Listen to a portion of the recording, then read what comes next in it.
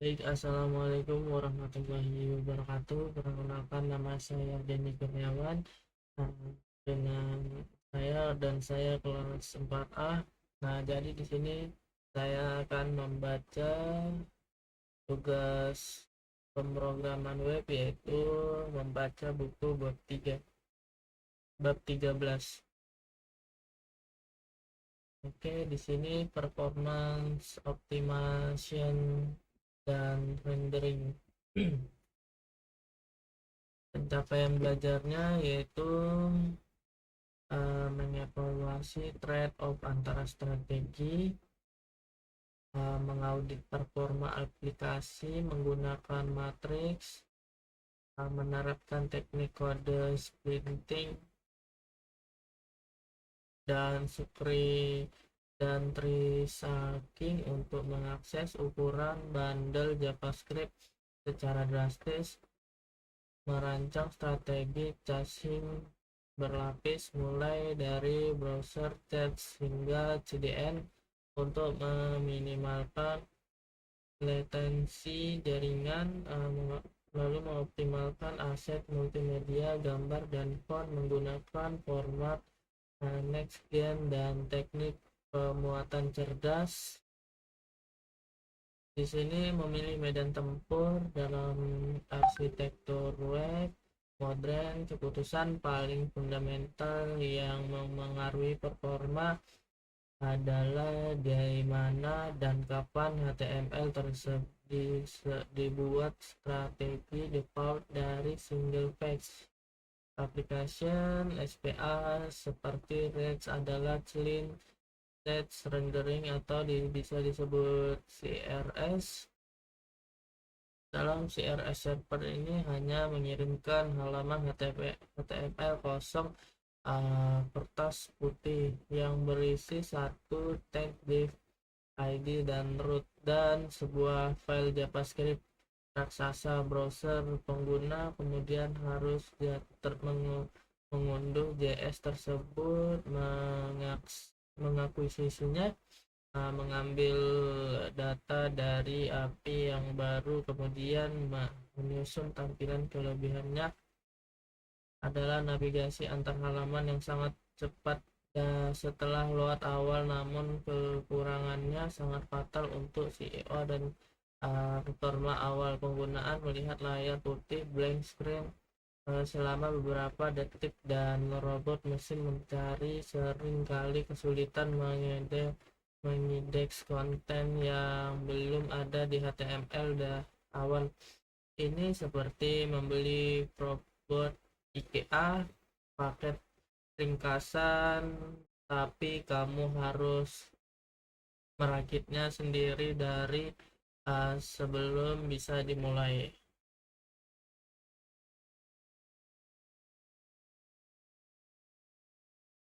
Lalu sebagai antitesis dari CBR, kita memiliki server-side rendering SSR, metode tradisional yang kehidupan kembali oleh framework modern seperti Next.js. Dalam SSR, setiap kali pengguna meminta halaman, server akan melakukannya semua kerja mengambil data dari database, merender komponen Rex menjadi string HTML utuh, dan mengirimkannya ke browser. Pengguna langsung melihat konten penuh segera setelah HTML tiba, tanpa perlu mengganggu JavaScript selesai diunduh. Ini memberikan nilai free contentful fin FCV yang tidak baik dan CEO yang sempurna. Namun SSR mengebebani server karena harus memproses setiap request secara real time, yang bisa menyebabkan temtor please wait atau TTBF menjadi lambat. Jadi server atau database sedang sibuk. Ini seperti memasang pemasangan di restoran. Kamu duduk manis, tapi koki di dapurmu bisa kewalahan jika pesanan meludak. Di tengah-tengah kedua ekstrim tersebut terdapat statis generation SSG. SSG adalah teknik di mana halaman HTML dibangun build hanya satu kali di mesin developer atau server CI dan CD, lalu hasilnya disimpan sebagai file statis yang siap saji. Ketika pengguna mengakses web, file HTML ini dikirim langsung dari CDN Content Delivery Network yang super cepat tanpa ada proses komputasi apapun di server. SSG adalah juara performa mutlak karena tidak ada database query atau rendering yang terjadi saat root main, namun kelamaan adalah big data biasa menjadi usum style. Jika kamu mengubah warga produk di database halaman, produk tersebut tidak akan berubah sampai kamu melakukan build ulang dan deploy ulang seluruh situs. SSG sangat cocok untuk blog, dokumentasi, atau halaman marketing yang jarang berubah. Untuk mengatasi kelemahan data using pada SSG, muncullah inovasi hibrida bernama Incremental Static Generation ISR. ISR memungkinkan kita memperbaharui halaman statis di latar belakang tanpa perlu build ulang seluruh status. Kamu bisa mengatur agar halaman produk kadaluarsa setiap 60 detik. Jika ada pengguna yang mengakses halaman setelah 60 detik, dia akan melihat versi lama. Pengguna yang mengakses halaman setelah 60 detik, dia akan melihat versi lama style. Tetapi di balik layar, server akan menggenerate versi terbaru untuk pengguna berikutnya. Ini memberikan secepatnya SSG dengan kegeraan data yang hampir setara. SSS memiliki strategi yang tepat, bukanlah soal mana yang baik, tetapi soal mencocokkan karakteristik kontenmu, status, dan PS dinamis dengan metode peringatan yang paling efisien. Arsitek yang cerdas bahkan bisa mencampur strategi ini dalam suatu aplikasi halaman berada pakai SSG, halaman dashboard pakai SSR, dan halaman detail produk pakai ESR. Terkait konsep yang sangat naik daun dan adalah streaming SSR dan grid server.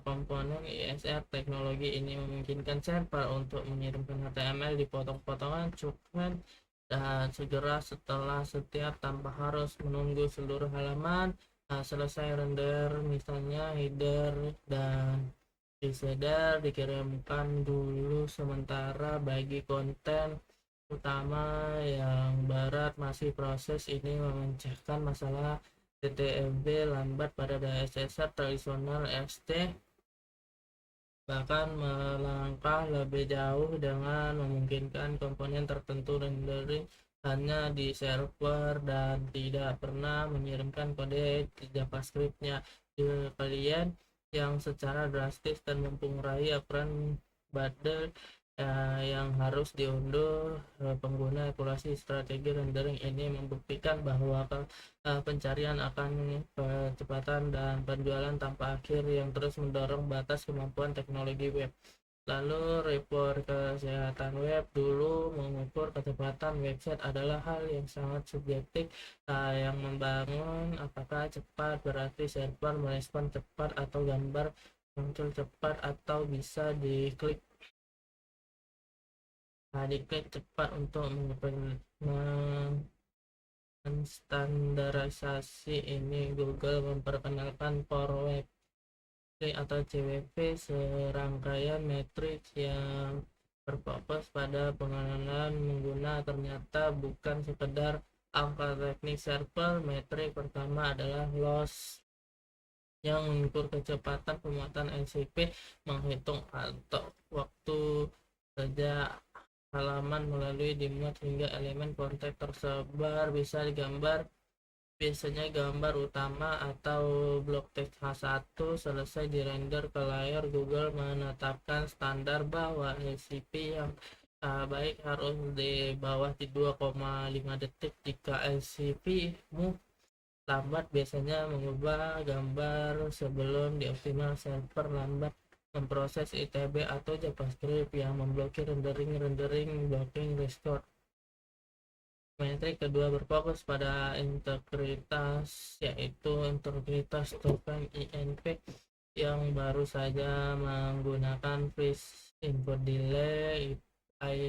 INP mengukur berapa progresif halaman terhadap input pengguna. Pernahkah kamu mengetik tombol menu di HP tetapi tidak terjadi apa-apa selama beberapa detik karena browser sedang macet?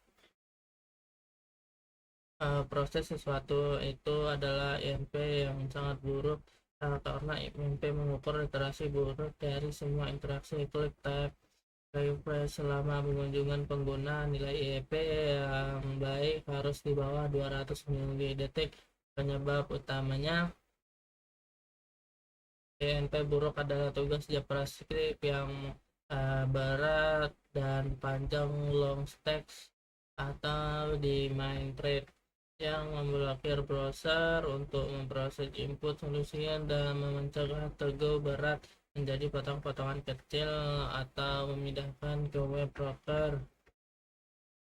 Lanjut ke diet ketat JavaScript. Masalah besar web modern adalah opsi tes JavaScript. Kita menendung ekspor library raksasa hanya untuk menggunakan suatu fungsi kecil atau membuat kode untuk halaman admin, padahal pengguna hanya membuka halaman beranda secara default. Alat render seperti WordPad dan Flash akan mengukur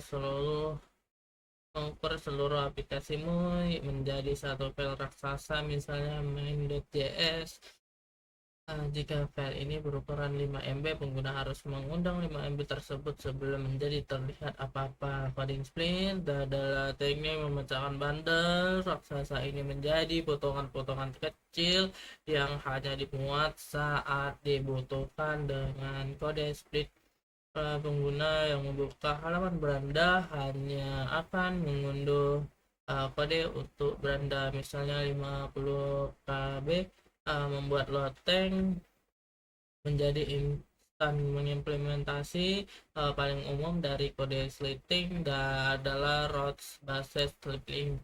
Di React kita bisa menggunakan React Slits dan Substance untuk membungkus komponen halaman alih-alih mengekspor komponen secara statis. Ini atas file import about from about. Kita mengimpornya secara dinamis saat pengguna navigasi ke rute about. Berulang browser mengirim request untuk mengunduh hanya sekian milidetik. Kita bisa menampilkan logic sniper atau seolah-olah UI ini secara drastis mengurangi install bundle test metrik yang berkorelasi langsung dengan tingkat kompleksi pengguna. Semakin kecil bundle awal, semakin cepat pengguna bisa mulai berinteraksi. Selain memecahkan per halaman, kita juga bisa memecahkan per fitur atau mendeteksi bayangan tombol sumber over model yang muncul di editor teks berat. Jika editor teks tersebut diekspor secara biasa, kode beratnya akan ikut dimulai. Di awal, meskipun pengguna tidak pernah mengklik tombol tersebut, dengan dynamic export import module stand kita bisa menunda pemuatan kode editor sampai tombol besar diklik. Teknik ini disebut leading JavaScript.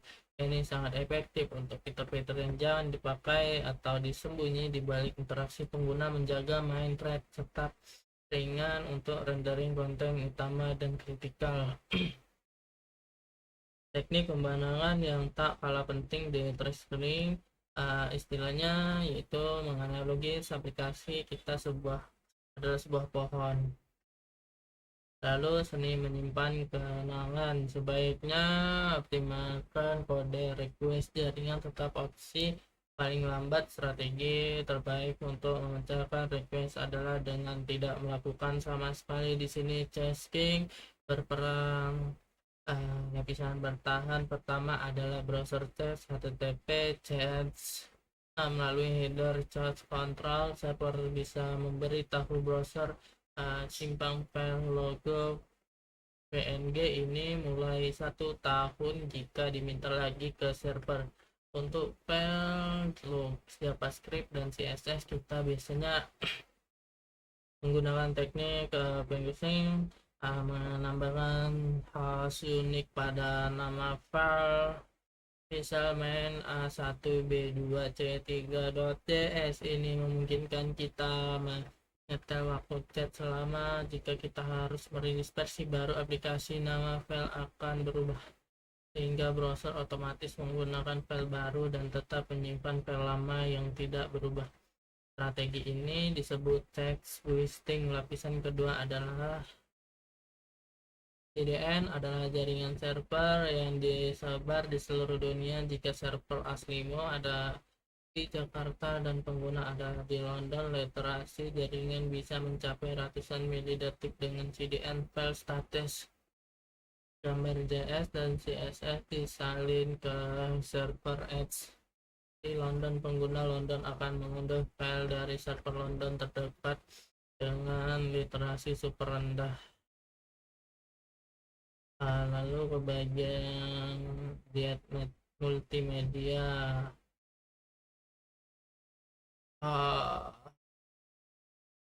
Dalam mayoritas website modern, lebih dari 90% berat halaman berasal dari gambar mengirimkan foto format PNG berukuran 5 MB untuk menampilkan sebagai thumbnail, kecuali adalah kesejahteraan performa yang paling umum. Solusi utamanya adalah penggunaan format modern, tinggalkan JPG dan PNG lama, berlari web atau APK.